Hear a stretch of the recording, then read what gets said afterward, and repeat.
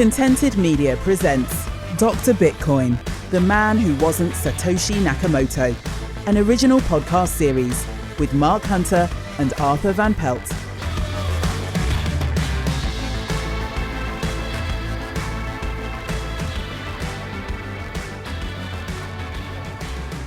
Hello and welcome to Dr. Bitcoin, the man who wasn't Satoshi Nakamoto, the podcast that spends its days skulking in dark alleys waiting to pounce on any unsuspecting passerby and offering them a choice selection of Craig Wright and BSV news and insight. My name is Mark Hunter, crypto writer, thought leader and former head of the Good Decisions department at FTX, and with me as always is the man who can't wait for Craig Wright to join Sam and Caroline in jail. It's Arthur Van Pelt.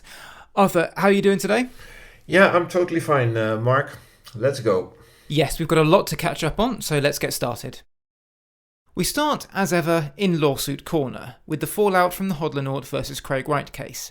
A case that, unsurprisingly, the BSV community has tried to sweep under the carpet like a poo your dog has done just as your party guests turn up. As an example of how little the BSV crowd wants to discuss this, CoinGeek alone gave us on average more than one post per day in the 17 days before and during the trial, offering their take on what was going on and pitching Wright as the inevitable winner on almost every single one. This compares to just 4 posts in the 2 months since the trial concluded. These included extensions of Wright's disastrous witness testimony gambit, featuring Stephen Matthews and Shoaib Yusuf simply reinforcing what they already said on the stand with no proof whatsoever, and which the judge dismissed. Of course, Wright's camp have vigorously defended him in the wake of the verdict when questioned, with Wright himself telling Edward Snowden of all people that it wasn't the final outcome because an appeal was being filed. As we all know, Wright has taken the same cautious approach with the case against W&K from last year, which is also being appealed, telling everyone that it's too soon to declare victory because the appeal verdict hasn't been reached yet. Calvin Ayre, too, was speeding down the road of denial, telling one critic on Twitter that the Norway case is not over and that inexperienced judge will be overturned. Arthur, just how inexperienced was this judge? This lady, I think her name was Helen Engebrechtsen, was the judge in the Hodlonaut case. I looked this up, of course, because I didn't know her very well either. But what I found out, she has been a lawyer with Thomason Law Firm from 1999 to 2007. And then she worked at Orkla as a lawyer from 2007 to 2019. And in between, she has been a deputy judge around 2001, 2002, and now she's a full-time judge since November 2019. So yeah, if you ask me, she's everything but inexperienced, Mark. She brings over 2 decades of experience with her. Yeah, I love the fact that Calvin, who has probably never even set foot in Norway, is trying to claim that he knows more about Norwegian law than a judge with over 20 years of experience in Norwegian law. Ayre also showed off more of his legal prowess when he claimed that Judge in GVW in Norway did not have benefit of being able to see volume of evidence I have and got this wrong.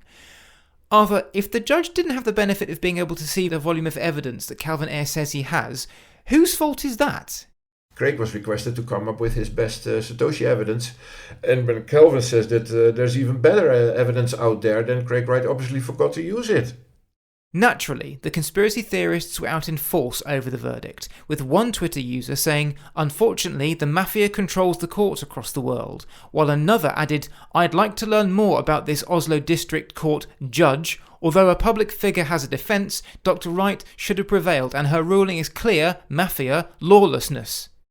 These suggestions meant that the judge was now either inexperienced or corrupt, or both, which begs the question of why her lack of experience or potential exposure to corruption wasn't brought up before the trial when it could be addressed.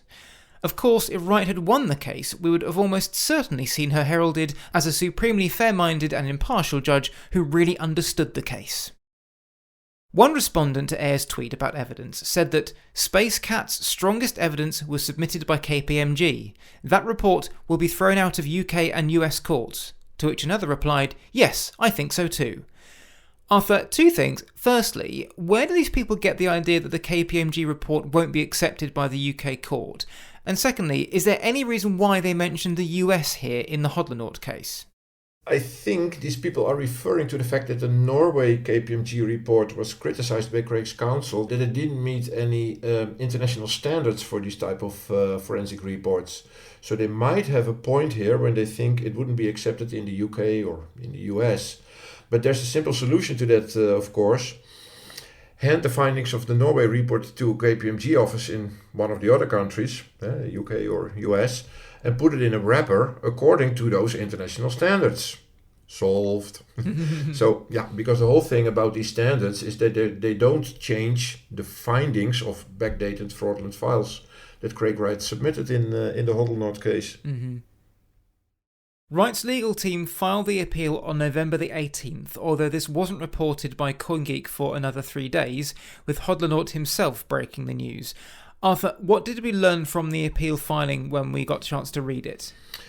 Yeah, to be fair, I was not really impressed because it's a 100% repeat of Craig Wright's stance, which was already burned down by Judge Engebrechtsen, but with his critics on A, the judge's assessment of the evidence, and B, her application of law related to the conclusion of the judgment of point 1. And point 1 was about Hodlonaut being acquitted of Craig Wright's claim for compensations.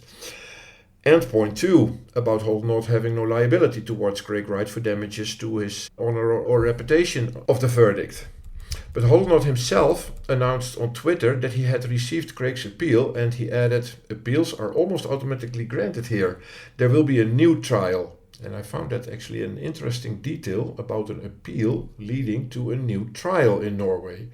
But it means also that it's an exhausting procedure for Hodlonaut, that's for sure. Was there any mention of this new evidence that Calvin Ayres said was going to be introduced in the appeal? No, but if there is a new trial, it would not surprise me that it is also possible, and it probably works a little bit different in Norway, that you can also bring in new evidence or additional evidence. I wouldn't know, to be honest. News of the appeal was posted by Ontier, which quoted Wright's legal team, Schlert, as saying, "The district court is wrong in concluding that such unrelenting and unprovoked attacks against any private individual enjoy protection under freedom of expression provisions." It added that Hodlonaut has breached the commonly accepted threshold of decency and respectfulness in public discourse, which apply whether online or in person. Schlert also said that Wright had demonstrated in the American, English and Norwegian court that he is Satoshi Nakamoto, adding that we had the opportunity to hear from a number of credible witnesses who testified to Dr. Wright's authorship of the Bitcoin white paper and his creation of Bitcoin. Arthur, on this, I don't remember Wright demonstrating any such thing in the court cases. I remember him saying it, but saying is very different from demonstrating, isn't it? Yeah, same thing here. I mean, Craig didn't demonstrate anything beyond the average confused Bitcoin fan, with added lies about him being Satoshi, if you ask me.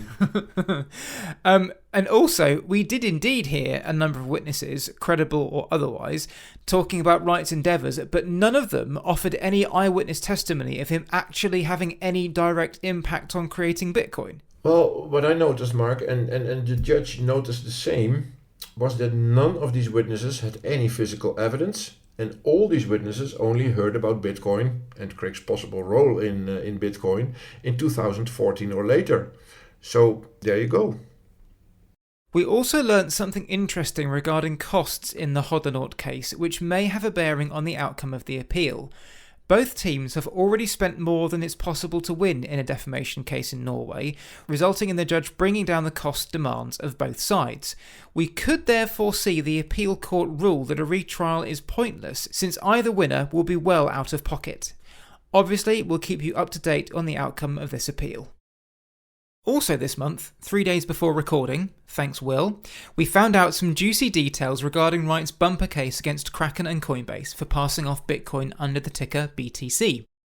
The bulk of the submission is the usual long and rambling essay containing Wright's fanciful and almost entirely fact-free version of Bitcoin's history, which of course claims that BSV is the real chain and that Bitcoin and Bitcoin Cash were airdrops. It finally has this to say about Kraken's contention that Bitcoin is BTC. This was an accurate and true statement up until the 2017 airdrop, but not subsequently. In truth, the digital asset being offered under those representations since the 2017 airdrop is Bitcoin Core, BTC. It has different characteristics from the Bitcoin system, was created in 2017, could not have been listed from an earlier date, and is not entitled to claim that heritage. Kraken does not even trade BSV. These are actionable misrepresentations when used to describe BTC, and are likely to deceive members of the relevant public in the United Kingdom into thinking that BTC is the Bitcoin system with the Bitcoin characteristics contrary to the fact. At the end of all this, we finally get to what Craig Wright wants from the case. An injunction restraining Kraken from passing off a digital tradable asset as A. The digital tradable asset using the Bitcoin system with the Bitcoin characteristics through the use of signs Bitcoin, BTC or BCH or any colorably similar sign. B. Otherwise having the heritage of the Bitcoin system and or having the Bitcoin characteristics. Wright also wants the destruction or delivery up of all goods, materials or articles, including electronic documents and online materials, the use of which would amount to passing off, and an inquiry as to damages for passing off. These damages, Wright says, will be in the region of hundreds of billions of pounds. Arthur, this case is the one that Wright talked up a lot last year. What do you make of his claim here? Yeah, where to start, Mark? I mean, this claim is too ridiculous to consider even being serious. It's amazing that the court has to look into this matter. But on the other hand, it would be interesting to get a legal ruling that Bitcoin with the ticker BTC is indeed Bitcoin, and how the judge in such a case determines that in a legal sense. We covered this case in more detail in our August update when it was first filed, but I summarise this as a desperate attempt from Wright and Calvin Ayre to basically take a shortcut and force people to treat BSV as Bitcoin. If you were Kraken, what would your strategy be to tackle this? I think I would bring in the whole history of how Bitcoin worked in a technical sense and in a social sense, and why the ticker BTC remained with the biggest Bitcoin and the most adopted Bitcoin that we know these days. And the history is clear. And here it comes to one of my slogans or mottos, or how you want to call it. Law follows consensus and not the other way around. So for me, it's perfectly clear that Bitcoin is BTC, BTC is Bitcoin, and BSV is not. What's also interesting is that Coinbase and Kraken are both being sued independently, so I'd imagine the result of the first is going to have a major impact on the second, isn't it? Yeah, of course, because it are the same cases. I think there are several parties being chased for the same thing. I don't know why, because you only need one ruling, and that will count for the rest. And why Craig is starting up so many. No idea what his strategy here, to be fair. Kraken, and presumably Coinbase also, had until November 28th to reply, which will have already passed by the time you listen to this, so we'll see what they had to say in return when that becomes available. Well before our monthly recording deadline, thank you. Next month we will see Wright's appeal against the verdict to dismiss the Pineapple hack case debated in a 2-day hearing in London. This hearing, scheduled for the 7th and the 8th of December, which sits beautifully within a break in the World Cup, will see legal teams for Wright's company Tulip Trading Limited and the collection of developers Wright sued in 2020 debating whether Justice Falk was right back in March when she said that there was not a serious issue to be tried on the merits of the claim made by Wright. For more details on this, check out our March update. CoinGeek has kept quiet on this case too, only mentioning it once since the verdict to say that the appeal would be heard, and it's tempting to think that its silence reflects its level of confidence, unless Calvin doesn't like reminding people that Craig hasn't won all cases. Of course, one of the reasons CoinGeek may be keeping quiet is that, as many will know, the BSV camp has already achieved one of its primary objectives. On November the 10th, the Bitcoin Association for BSV, or the BSV Association as we call it, unveiled its giant 1960s Bond villain-style coin freezing ray that Craig Wright wants to fire at some of the wallets at the heart of the Pineapple hack case. This is all being done under the pretense of BSV being the most law-abiding blockchain in the universe, which now has the power to confiscate the coins of anyone holding them on the blockchain. Should some coins prove to be under the illegal stewardship of someone other than the legitimate owner, then the BSV Association will ask the miners to freeze those coins. This is important for Craig Wright because it means he can simply walk over and grab the coins he says were taken from him during the pineapple hack, knowing that the BSV Association, which settled with Tulip Trading even though it won the case as part of the March verdict, is as likely to object to Wright's request as a North Korean peasant would be if Kim Jong-un suddenly showed up and asked for a foot massage. Obviously, it's more complex than this, but not much. When Wright lost his case against the developers, pending appeal of course, he could no longer rely on the court order he had been shouting about for years that would be needed to secure a coin move. As an indication of just how keen the BSV Association was to get down on one knee and pull off Kim's dusty brogues, however, they suddenly changed the rules. Arthur, what was the BSV Association pivot here? Yeah, I remember they mumbled something about a court order or a document of comparable power or comparable force or something like that. But there are no such documents, so yeah, they will use this phrase to come up with all kinds of excuses around documents with lower power than a court order, like maybe a police report or a contract or something like that.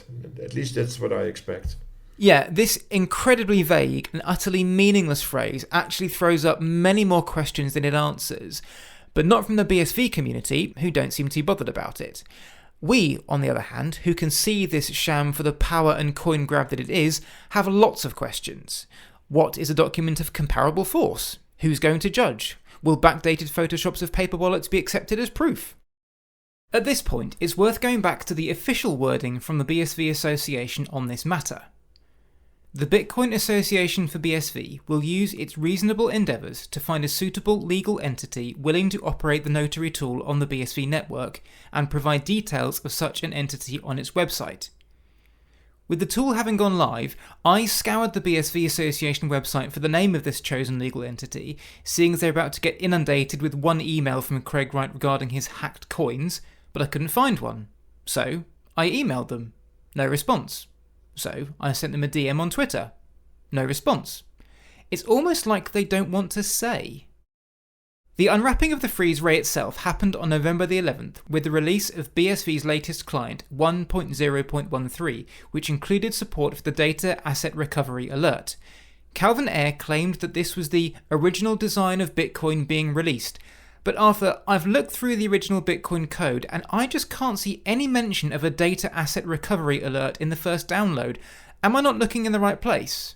The BSV camp is mentioning something about this alert key, which was a feature that was disabled in 2016, and something about transactions that can have an op return reference to a court order to make it appear that reassigning UTXOs was embedded in Bitcoin's original design. But what the BSV camp won't mention, though, is the real history of this alert key. Allow me to quote the Bitcoin wiki. What do they say? The alert system was hastily implemented by Satoshi Nakamoto after the value overflow incident on August the 15th of 2010. Satoshi never actually used the system. It remained dormant until the February 20, 2012 protocol change, for which an alert was issued on February the 18th. So in 2016, the alert system was retired because of the possibility of privileged users sending political alert messages, and because of the possibility of the alert key having been taken from Mark Karplus by the Japanese police in 2014. So as far as I know, this hastily introduced alert key system was used about a dozen times for the purpose it was introduced: broadcast urgent software upgrade notices. Hardly anything else. It was never intended to be used as part of a system to reassign Bitcoin to other people, and it was actually shelved for the exact same reason that BSV is introducing it again. Yeah, so here's what Satoshi said when he introduced the alert key in August 2010. In cases like the overflow bug or fork, where users may not be able to trust received payments, the alert should keep old versions mostly safe until they upgrade. Someday, when we haven't found any new bugs for a long time, and it has been thoroughly security reviewed without finding anything, this can be scaled back. I'm not arguing that this is the permanent way of things forever. It's still beta software. Compare this to what CoinGeek says the alert was for. Dr. Craig Wright has stated in recent years that the alert key system was actually necessary for Bitcoin to function legally. Protocol developers, he said, should use the key to notify the network that particular UTXOs or transactions should be frozen if there was a court order to do so. And now compare this to what Wright himself said about the alert key in April this year. The developers removed the alert key. The developers removed a mechanism that allowed for recovery, calling it a bug, and did not replace or fix it. This is harm. And, despite my wanting certain things, they were not done. Arthur, in December 2010, about 3 months after the alert key was added, a notable Bitcoin developer did in fact remove one element of the alert key. Who was it? Yeah, a notable developer, he calls it. Yes, indeed. It was Satoshi Nakamoto himself who removed the safe mode alerts. And in his own words on the Bitcoin forum on December 12, 2010, Satoshi Nakamoto said, "Safe mode alerts was a temporary measure, after the 0.39 overflow bug. We can say all we want that users can just run with disable safe mode," which is some kind of a setting, "but it's better just not to have it for the sake of appearances. It was never intended as a long-term feature." So here you go, Mark. This is Satoshi Nakamoto himself. So here's Craig Wright seemingly forgetting that he himself supposedly took out part of the code in December 2010 and then complaining that the alert key was disabled 6 years later exactly as Satoshi wanted. Incidentally, he didn't complain when it actually was removed and was perfectly happy to launch BSV without the alert key in place, making it, in his words, complicit with money laundering. Now, it's clear to anyone reading Satoshi's words around this time that the alert key was only necessary while Bitcoin was new and was at the risk of critical bugs, which makes absolute sense because it came after the overflow bug, after which it could be scaled back and it was never intended to be a permanent solution. There's no mention of freezing coins and certainly no mention of court orders from anyone in the threads discussing this topic on Bitcoin Talk back then, either during its implementation or its removal. It's simply never mentioned, but CoinGeek has an explanation for this. The alert key as a UXTO freezing mechanism wasn't discussed in the developers' conversations surrounding its removal. Such a notion would have damaged the false belief that Bitcoin is somehow censorship resistant, which has become gospel in the user community over the years. Arthur, this is clearly just CoinGeek changing history to suit its narrative. The idea of coins being seized through the alert key wasn't discussed because it was simply never on the table. These guys were smart. They would have realised at once if this was the true intention, wouldn't they? Yeah. Nailed it, Mark. That's exactly the reason. The alert key system was never meant for this freezing and recovering thing. And let's not forget that one of the people CoinGeek says was blinded by this idea of Bitcoin being non-confiscatable was Satoshi Nakamoto, i.e. Craig Wright, the man who now loudly proclaims that he always meant for Bitcoin to be law-abiding, but that he was overridden and hounded out.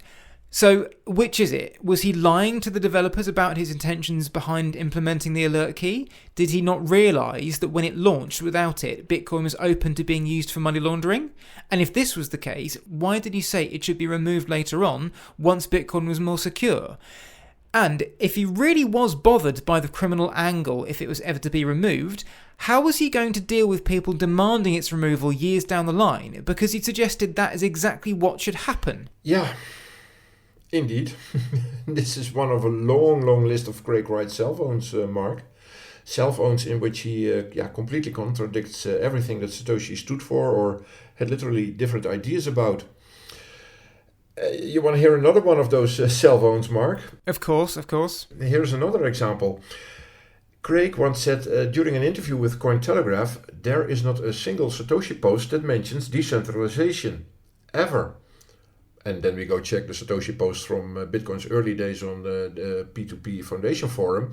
And what can we see? Satoshi right there. You guessed it, Mark.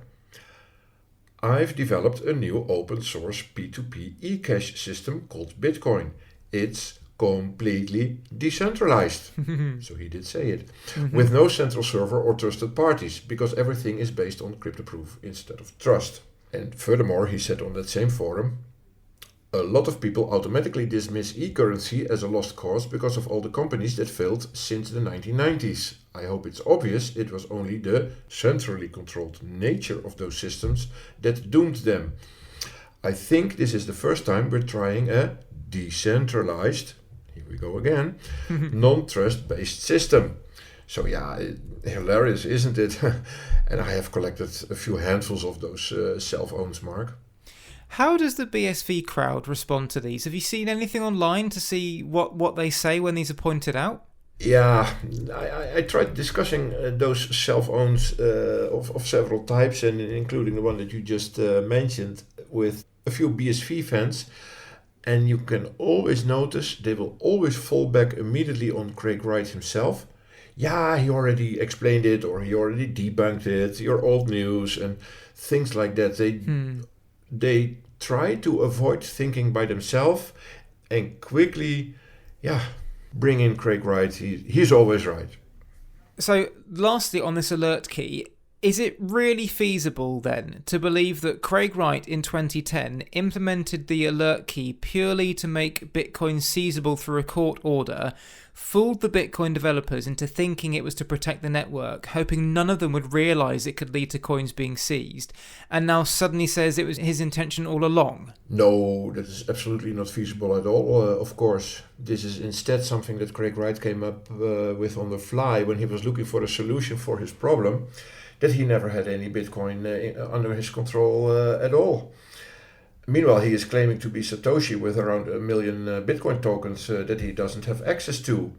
So that's how I went, I think. He studied the features of Bitcoin in the past and in the present, and he found out that the alert key system could maybe be used, or let's say abused in his case, for his plan how to obtain the Bitcoin that he falsely claims to own. Like the Bitcoin on the OneFeex address, and ultimately he wants to put his fingers on the Satoshi stash, of course. The implementation of the coin seizure tool was announced by the BSV Association, which called it an innovative node update that would boost property rights.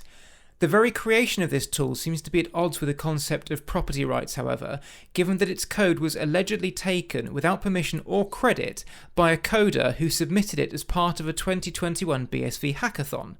The individual claimed last month that his company, BSVCA, came up with the tool and submitted it to the hackathon, where the code was stolen by the BSV Association and later appeared on GitHub with no credit to him or his company. Perhaps unsurprisingly, the contributor said such actions were not new and that this was not the first time something like this had happened with BSV, which is incredibly ironic given Craig Wright's hatred of people using his intellectual property without his consent. The BSV Association's Director of Engineering, Jad Wahab, said in the announcement of the tool that it was not built for people who are looking to recover small amounts of funds. No shit. While the Bitcoin SV YouTube channel put out a handy guide which explains what has to happen in order to get coins frozen and returned. The first step of the digital asset freezing process is obtaining a court order or a document of equivalent legal force. It is up to the owner to initiate a legal process to establish the ownership of coins they deem to be rightfully theirs. In step 2, the plaintiff commissions a notary who can operate a notary tool. The notary converts the court order into a machine-readable format and transmits it to the mining network. When a notary is satisfied that enough miners have confirmed the freeze order, it activates a consensus freeze order. Arthur, this is problematic for BSV because in a truly decentralised system, miners are their own people and they can make decisions for themselves.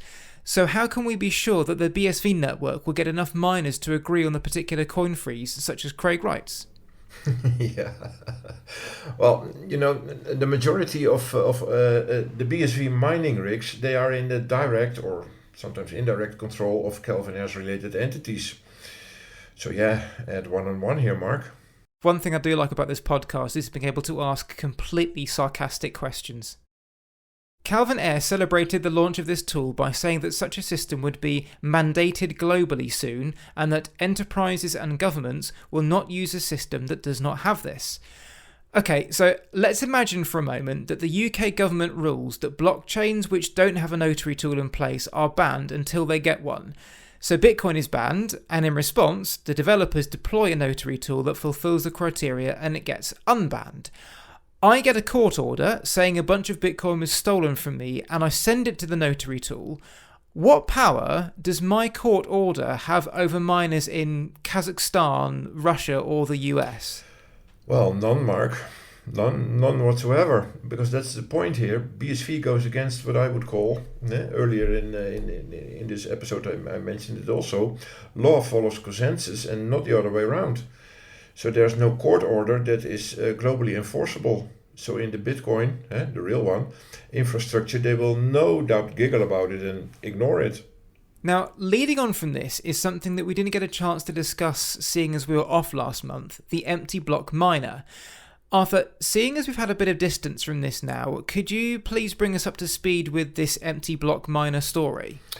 Oh yeah, I can. I was actually, I think, one of the first to bring that news. And it got quite the attention, more than I thought. It happened halfway October. We started noticing that a mining pool called Mempool was almost exclusively mining empty blocks on the BSV chain. And because they started pushing a lot of hash power to BSV, they quickly, I think it was around 80% of the total hash power they had, disrupting the BSV network that struggled to get transactions confirmed. Because if you have only empty blocks, no transaction gets confirmed, of course. Mm-hmm. So Robinhood and others, they even halted processing BSV, and this enraged the BSV camp. They threatened with lawsuits and freezing actions, but so far nothing came from that, as far as I know. By now, things have settled down a bit. The empty blocks pool slowly lowered their hashing influence on BSV to less than 10%, and good old TAAL is now back to 62% last time I checked.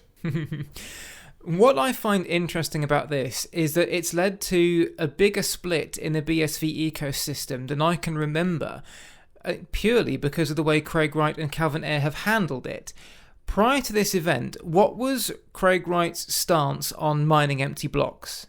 Yeah, don't be surprised. I mean, it was in November 2018 in a blog post when our friend Craig said that mining an empty chain, such as on ABC, is part of the protocol. In fact, you are breaking the rules expecting a miner to mine your transaction. Any validation is a contract. A miner can set the fees to any amount they desire and reject all other transactions. This is defined in the original Bitcoin white paper. Now, and that was supported by something that he said in his Slack room also, because he said, empty blocks are fine, killing a chain legal.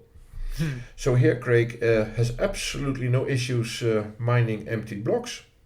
Okay, and what did he say when someone actually started mining empty blocks on BSV? Well, on October the 18th, that's when Craig tweeted something about the situation, when the empty blocks miners started to grab the attention of the BSV community. Then Craig said, a miner who creates empty blocks is not conducting any proof of work. Therefore, they are cheating and outside of the rules. Nodes do not set policy. There is this error within the Bitcoin community that think nodes and others own Bitcoin. They do not. Now yeah, this, as you can see, Mark, this went totally against his previous statements. Mm-hmm. And Craig then tried a new narrative that mining empty blocks to kill a chain was only meant for Bitcoin forks like ABC. And for Bitcoin itself, it was illegal. And that nuance was of course still not working, as he said in 2018. A miner can set the fees to any amount they desire and reject all other transactions. This is defined in the original Bitcoin white paper. And guess what happened? Craig started blocking anyone on Twitter who pointed out this discrepancy to him. Shock horror. The fallout did indeed cause a rift in the BSV camp, with some saying that mining empty blocks and keeping the rewards was theft, while others said that this is basically what BSV has been asking for by making the changes that it has, and that someone is just using the system as it is intended. This led to some of the BSV Dream Team falling foul of the new direction, with the mining pool owned and run by our good friend Kurt Vuckert Jr. tweeting that empty blocker is an unpleasantry, but he's an unpleasantry that has done nothing but show how much harder we need to work to secure our network. That's on us. We need to get better. Our purpose has always been to secure BSV and provide competition to help all of us get better. As we've already alluded to, the situation also saw Wright acolytes being blocked when they simply asked him to clarify his position, and others very nearly coming to the conclusion that we have many times in the past. Craig Wright will always find an excuse to backtrack on a previous comment if it aligns with his current theory. How these BSV people are supposed to keep up, I don't know. One of these days they're going to have to go out and get some of their own opinions. The empty block miner led to congestion on the network that prides itself on instant transactions, with some users complaining that it took hours for their transactions to go through. No doubt Cryptophyte's 5 users also had to do something else with their day. Now, do you think this was a financial enterprise, or as the BSV conspiracy theorists had it, someone was trying to attack the network?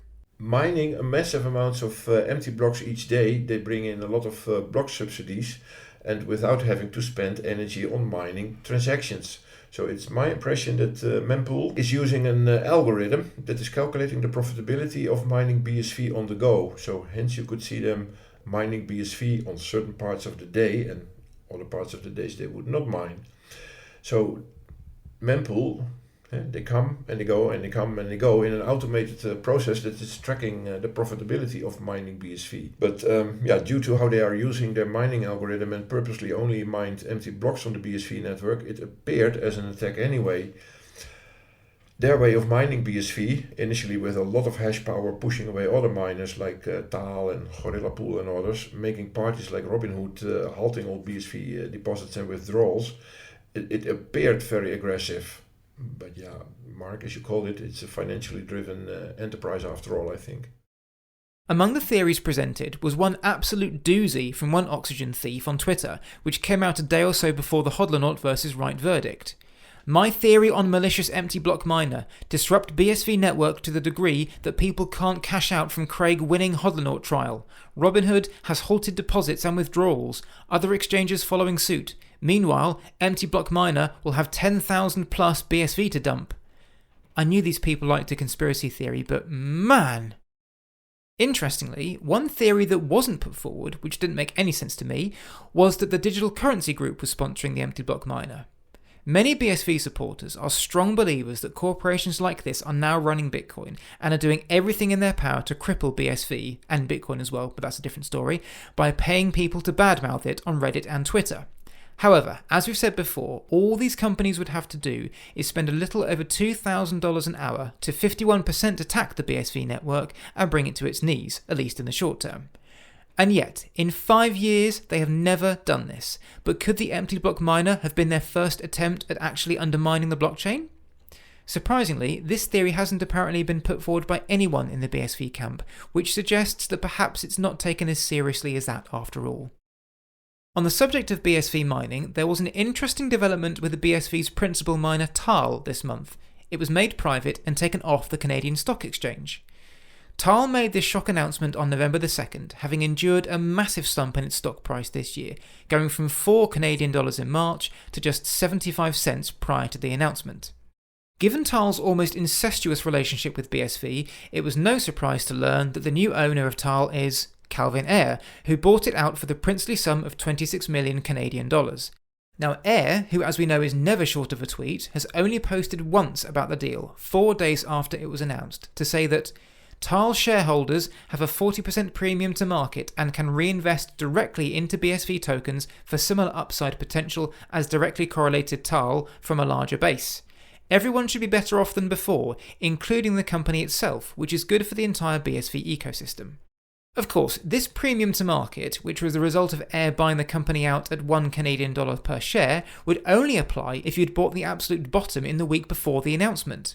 The last time TAAL was at this price was one day in June 2017. If you had bought TAAL at any other time in its 7.5 years on the Canadian Stock Exchange, you were out of pocket. The response from the TAAL and BSV community was not good. A subreddit set up exclusively for TAAL, Why, had just 2 respondents to the news, one of which was a complaint that Calvin Ayre and TAAL management absolutely screwing shareholders with the buyout at this price, while the BSV Reddit group wasn't any cheerier. Respondents there complained of being forced to sell at a 78% loss, while another admitted, "Think I bought the high on that one." Another, more enlightened soul responded that this is a way to cover up that TAAL have basically gone bankrupt. One particularly impassioned, read bankrupt, supporter summed it up nicely by saying that what Calvin has done is essentially make BSV one of the most centralised currencies there is. There's more to the TAAL story than meets the eye, however, and it gives a good insight into how Calvin Ayre operates. The bones of this story were provided by someone who goes by the name of Adrian X on Reddit, someone who is actually pro-BSV, which is what makes the story so interesting and also shows that this isn't simply anti-Craig propaganda put about by an angry Redditor. As Arthur said, the story of TAAL begins with Squire Mining, an actual mining company which was formed back in 2011, although it never seems to have actually mined anything. In August 2018, Squire changed its business to mining Bitcoin, for which you wouldn't have thought it was that well suited, but the news sent the Squire share price rocketing from $3 to $8.20. 2 months later, all the pieces fell into place when CoinGeek, which at this point was still involved in cryptocurrency mining, Craig Wright and the rest of the gang began trumpeting Squire as the creator of a next-generation mining chip that would make Bitmain's chips obsolete. CoinGeek said it had ordered a bunch, with delivery due in 2019, marking an incredible reversal in fortunes for Squire, from a never actually mining company to the creator of the next generation of Bitcoin mining chips. In November 2018, when Squire was supposed to be making this new chip, it bought 62,440 Antminer S9 mining rigs from CoinGeek for over 60 million Canadian dollars, as well as a stock deal, with the purchase being described by one observer thus: that's essentially CoinGeek loaning Squire the money used to buy their own company. When the sale is complete, Calvin Ayre will own 53% of Squire's stock, which means he is the new owner of Squire. Squire will also change its name to CoinGeek Technologies. Overall, this looks like CoinGeek is buying Squire, but doing it so it appears to be happening the other way round. These Antminer S9s had already been out for a year, making them, in Adrian X's words, obsolete, with Ayre seemingly making a killing on the deal for these out-of-date machines. A month later, Squire got 3 new board members, Stephen Matthews, Craig Wright and Jimmy Wynn, who CoinGeek called the best and brightest from the industry.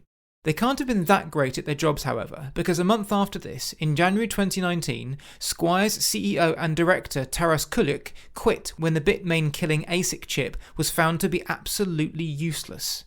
Later that year, to complete the deal that everyone knew was in place anyway, Squire announced a rebrand to TAAL 4 months after signing a Continuous Development and Services Agreement with nChain. Nothing much happened with TAAL during the bear market, although it's worth noting that CoinGeek stopped mining BSV in April 2020, and a month later, Ayre bought another 9.2 million TAAL shares and joined his old friends on the board, proving that you really can get the band back together. The TAAL share price rocketed from $1.40 to $8.80 in early 2021, along with the whole crypto market, causing many BSV fans to buy TAAL shares, thinking they were going to benefit from both the rise in BSV and the mining of it, at which point, Adrian X says, Ayre sold a bunch of his TAAL stock, based on press releases that showed a 15% decrease in the amount of stock he owned after it had topped out. Ayre then spent 18 months watching the share price go right down from $8.80 to just 75 cents before snapping up the rest of the shares and taking the company private this month. Arthur, there doesn't seem to be anything illegal in all this, at least nothing that I can pick up on, but the amount of inside dealing, plus the old boys network making up the board and the general way it's been handled, it just stinks, doesn't it? Yeah, it sort of stinks, indeed. Especially the number of managers and board members and their salaries eating up any revenue that TAAL generates is a modus operandi of many years already. CEOs of TAAL, they come and go, and before you learn to know them. And the overall direction of TAAL is changing about every year also. For example, by now they have made the transition from being a BSV-only miner to, as they advertise themselves, to job seekers, a cutting-edge technology corporation driving global adoption of blockchain services while having already established ourselves as the world leader in Bitcoin mining. So yeah, laughable. I mean, knowing that they hardly have any customers and they are on the brink of going bankrupt. It's also worth bearing in mind here that Calvin Ayre took TAAL off the stock exchange with no notice, presumably after discussing it with various BSV insiders, leaving shareholders with no option but to sell and crystallise their losses. And he did this right at a time when he's sponsoring a near £10 billion lawsuit against exchanges who, with no notice and allegedly after insider collusion, took BSV off exchanges. Amazing. We end this month with one result of the Hodlonaut case that was most unexpected, the introduction into Craig Wright's life of Christian Ager Hansen, a figure who, it seems, is going to have quite a big part to play in the Craig Wright saga going forward. Arthur, what do we know of this guy and how did he become involved in the Satoshi saga? A while ago, a Canadian journalist contacted me and we have been emailing back and forth for a bit, and at some point he sent me an email and it described the whole situation quite well. So allow me to quote what he wrote to me. This journalist means Christian, of course, he has a long history of skillfully using other people to create the appearance of success and using it to manipulate people and markets. He did this in the .com era when he tricked a Norwegian newspaper into naming him the richest man in the nation based upon unaudited statements of a smoke and mirrors firm that had attracted some of London's top players and used them as window dressings. More recently, in Sweden, a few years before the pandemic, he came out of the shadows and defended a billionaire banker against criminal and civil charges of financial wrongdoing. He did this by using hidden recorders and cameras to gain information on prosecutors and others, including a documentary producer, that could be used to create a narrative that discredited the billionaire's enemies. He then convinced the billionaire to invest in a media empire and somehow managed to take it away for $1. Insiders won't go into details, but they report the billionaire regrets ever trusting him. After using the billionaire to acquire a high-profile Swedish media empire, which soon went bankrupt, he invested in a failing British media empire that was about to restructure, using a depressed share price to become a major shareholder, and then convinced many other stakeholders that he was a wildly successful visionary who could save the company despite never having a credible plan. This created havoc for the real managers, but tons of publicity for Ager Hansen's venture capitalist firm, while it was fishing for entrepreneurs willing to give him stakes in their businesses in return for nothing more than his guidance as a visionary venture capitalist. Today, while being treated like a billionaire peer by Calvin, Ager Hansen is actively promoting himself in the Algorand community, seeking businesses willing to trade equity stakes in return for his brilliance. So far for what this journalist told me. Now this does sound like someone who is immediately attracted to the BSV environment, doesn't it, Mark? Well, we've got bankruptcy, bluff, lies, scams. I think so. Fits the bill perfectly. Yes, that's what I thought too. In late October, Ager Hansen revealed in a tweet thread how he became a Craig Wright disciple. He says he met Wright for the first time in June 2022, where, after spending many hours in his company, he found Wright to be a multifaceted genius that everyone hates because they envy his abilities. He went on to say that he believes Wright is Satoshi because he has the perfect DNA to be Satoshi, whatever the hell that means, before announcing, amazingly, that he's going to research all the aspects and all the stakeholders in this fascinating saga, adding that my verdict and report will be filed 23/59/2022, adding a quote from Henrik Ibsen, "The majority is always wrong, the minority is rarely right." When asked if he would be fair in his report, Ager Hansen said, "I have nothing invested in BSV or BTC and will be open-minded."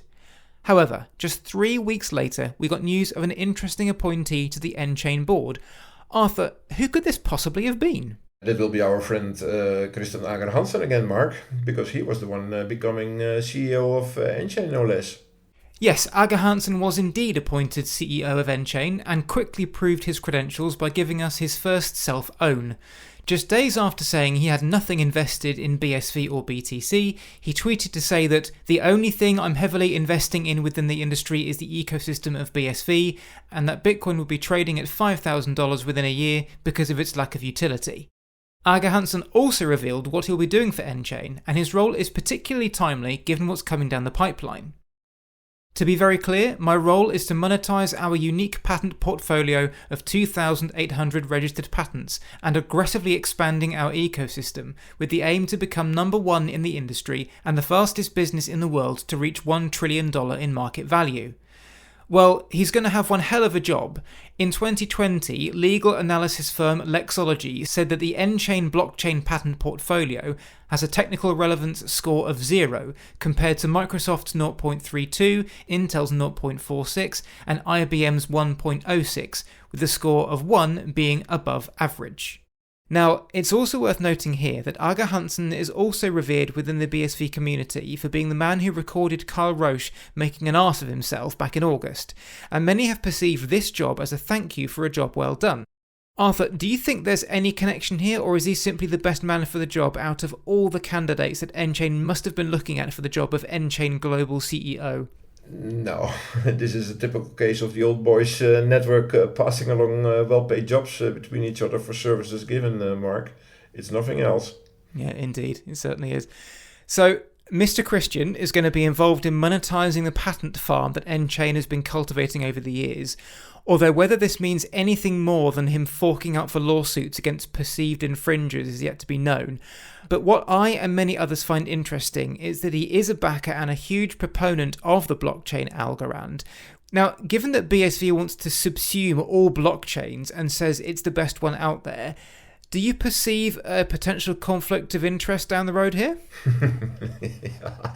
Well, some questions don't need an answer, Mark. Of course this is a conflict. It's a massive conflict of interest. I get the feeling he's just going to dump Algorand this month. It will take, in a few weeks, he'll be dismissing he ever knew what it was. Probably, yeah. Also, how open-minded do you think he's going to be in his research into whether Craig Wright is Satoshi, given that he publicly stated in the same thread as he announced his research that Craig Wright is Satoshi? Well, Mark, I'm 1000% sure that Christian is not open-minded in the slightest. He actually blocked me on Twitter when I showed him a self-made image with quotes from 2 decades of court rulings, like Dr. Wright willfully created the fraudulent documents, or Dr. Wright committed perjury in my presence. On another occasion, several occasions actually, I pointed him to my Medium blog with my handfuls of articles. He blocked me for that. I mean, he could use it for his research, and he should. Kristen blocked me, and yeah, that is giving me a signal that he is not taking me very seriously. So Kristen is 100% biased into one direction. He is not looking to debunk any of my material. Calvin Ayre, for one, is very happy with how things are looking for BSV, thanks to Wright's appeal being lodged and Aga Hansen being appointed, saying, Craig will win this now. Where have we heard that before? And then this, combined with Christian joining N-Chain and Latif pushing BSV IPv6 integration, will start a wave. Soon it will all be moot, as N-Chain IP will rule it all, just as Satoshi intended. Aga Hansen has already shown how good his judgment of people is when he announced his support for Liz Truss as UK Prime Minister, so let's see how his support of Craig Wright goes. Arthur, before we go, I think we need to acknowledge something quite important here. This episode marks the 1-year anniversary of Dr. Bitcoin. Our first episode went out on November the 5th, 2021. Don't think about Bitcoin's price back then. 3 months after it was famously called illegal by Calvin Ayre. Now, in that time, we've gone from reaching a few hundred to a few thousand people every month, which for me is pretty impressive considering this project was a proper grassroots operation between us two. And we've never done anything like this before, and especially considering we were going up against the likes of CoinGeek and Calvin Ayre's millions. How would you sum up your experience of doing this podcast for the last 12 months? Well, for me, it has been an amazing ride, Mark. I had no idea beforehand that simply telling the Craig Wright story, reporting about the many court cases that he is involved with, and his general failures on Twitter and in his Slack room, that it could be so much fun. I think we team up very well. We never have disagreements about something. And as long as we keep writing and recording, we will continue with this. And eventually I can see this go somewhere, like a book or maybe even a book series about this saga. It just needs to be told. 2 words. When Netflix? Yeah. One day, we'll get there. That would be the ultimate, wouldn't it? Yes, certainly. Of course, none of this would be worth doing if it wasn't for the passion and enthusiasm shown by you, our listeners, who continue to help us push this series.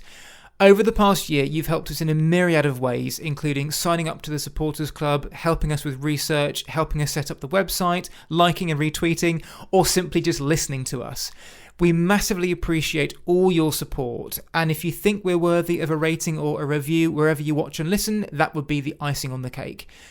Assuming we don't get shut down before then, hopefully we'll be repeating this message in 2023, when also hopefully Bitcoin's price will be a little bit higher. That's it for this month's update. We'll be back next month with our final update of the year, while members of the Dr. Bitcoin Supporters Club can also enjoy our Dr. Bitcoin Unscripted end-of-year review show, where we'll run through our highlights of 2022, as well as the results of Calvin Ayre's 2022 predictions, which are every bit as bad as you would imagine.